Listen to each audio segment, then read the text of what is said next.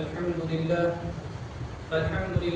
خلق الخلق ليعبدوه وحبب إليهم الإيمان ليذكروه وأسبغ عليهم نعمه ظاهرة وباطنة ليشكروه صلى الله عليه وعلى آله وصحبه الذين سحبوه ونصروه إلى يوم الدين. أما بعد فأعوذ بالله من الشيطان الرجيم. بسم الله الرحمن الرحيم. وَلِلَّهِ عَلَى النَّاسِ حِجُّ الْبَيْتِ مَنِ اسْتَطَاعَ إِلَيْهِ سَبِيلًا وَمَنْ كَفَرَ فَإِنَّ اللَّهَ غَنِيٌّ عَنِ الْعَالَمِينَ. وعن علي رضي الله تعالى عنه قال قال رسول الله صلى الله عليه وسلم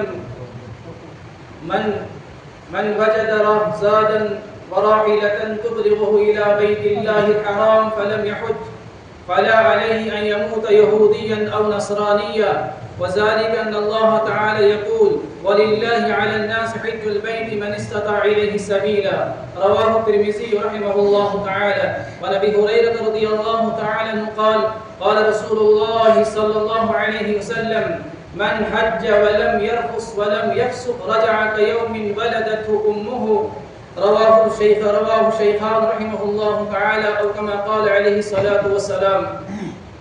قابل احترام بزرگ اور دوستوں، آیات کریمہ اور احادیث مبارکہ کی تلاوت سے آپ نے اندازہ لگایا ہوگا کہ آج کی مجلس میں ہم حج سے متعلق کچھ باتیں عرض کریں گے. گرچہ ابھی حج کے مہینے کافی دور ہیں، تقریباً 8 مہینے ہیں حج کے مہینوں کے شروع ہونے کے لیے، اس لیے قرآن کریم نے فرمایا الحج اشہر معلومات، حج کے مہینے معلوم اور متعین ہیں. حج کے جو شرعی مہینے ہیں جن سے حج کی شروعات ہوتی ہے وہ شوال، ذی قعدہ، ذی الحجہ ہے. ظاہر بات ہے کہ مہینے ابھی کافی دور ہیں، لیکن چونکہ حج کے فارم نکل چکے ہیں. حج ایک ایسا فریضہ ہے کہ جس میں آج عمومی اعتبار سے غفلت برتی جا رہی ہے، جبکہ حج ارکان اسلام میں سے ایک بنیادی رکن ہے. جہاں پر حدیث میں ارکان اسلام کو بیان کیا گیا ہے، حضرت عبداللہ بن عمر رضی اللہ تعالی فرماتے ہیں بنی الاسلام علی 5، اسلام کی بنیاد 5 چیزوں پر ہے. شہادت اللہ الہ الا اللہ وان محمد رسول اللہ، توحید اور رسالت کی گواہی دینا، یہ پہلا رکن ہے.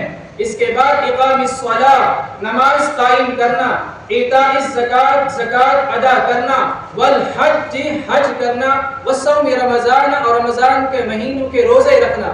تو گویا 5 ارکان میں سے حدیث میں اللہ کے نبی صلی اللہ علیہ وسلم نے حج کو نہیں بیان کیا ہے.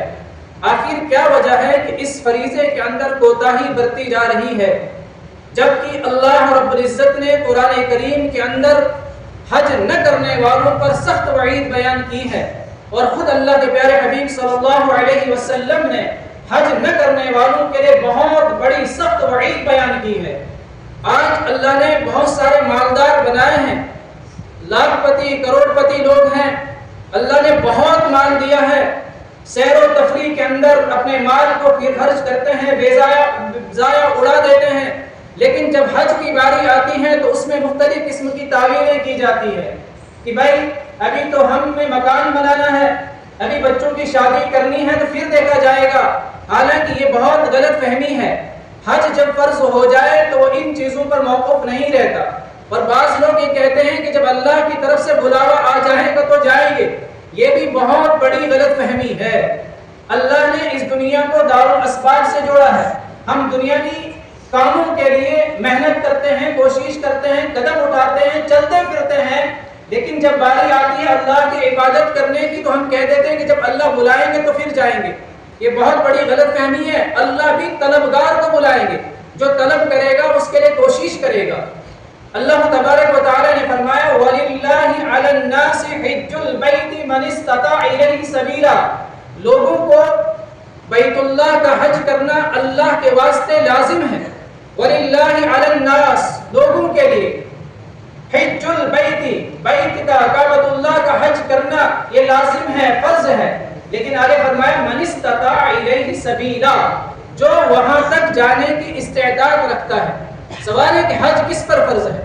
اس آیت کی روشنی میں اور احادیث کی روشنی میں فقہاء کرام نے فرمایا کہ جو شخص ضروریات اصلیہ سے زائد، جو زندگی کی جو ضروریات ہیں ان ضروریات سے زائد اتنے مال کا مالک ہو کہ جس مال کی بنیاد پر گھر والوں کے خرچے وغیرہ کا انتظام کرنے کے بعد وہ مکہ المکرمہ تک جانے کی اور وہاں سے واپس آنے کی استعداد رکھتا ہے، اتنا مال اس کے پاس ہے تو اس پر حج فرض ہے۔ بلکہ فقہاء کرام نے یہاں تک لکھا ہے اگر مدینہ المنورہ جانے تک کے لیے مال نہیں ہے، اتنا مال نہیں ہے، صرف مکہ المکرمہ تک جانے کا کے واسطے مال ہے تو تب بھی اس پر حج فرض ہے۔ گرچہ مدینہ منورہ میں جانا، اللہ کے پیارے حبیب صلی اللہ علیہ وسلم کے روضہ اطہر کی زیارت کرنا، یہ بہت بڑی جو ہے فضیلت ہے اور بہت بڑی سعادت مندی ہے، لیکن حج کے سلسلے میں اگر وہاں تک جانے کی طاقت نہیں ہے، صرف مکہ مکرمہ تک جا سکتا ہے اور واپس آ سکتا ہے تو اس پر حج فرض ہے۔ قرآن نے کیا فرمایا؟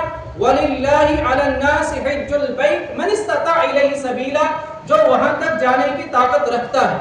اور حدیث میں نے جو آپ کے سامنے تلاوت کی، حضرت علی رضی اللہ تعالی عنہ فرماتے ہیں من وجد زادا وراحلا، کہ جس کو اتنا توشہ، اتنا مال ہے اور سواری کا انتظام ہے، جو سواری اس کو بیت اللہ تک پہنچا سکتی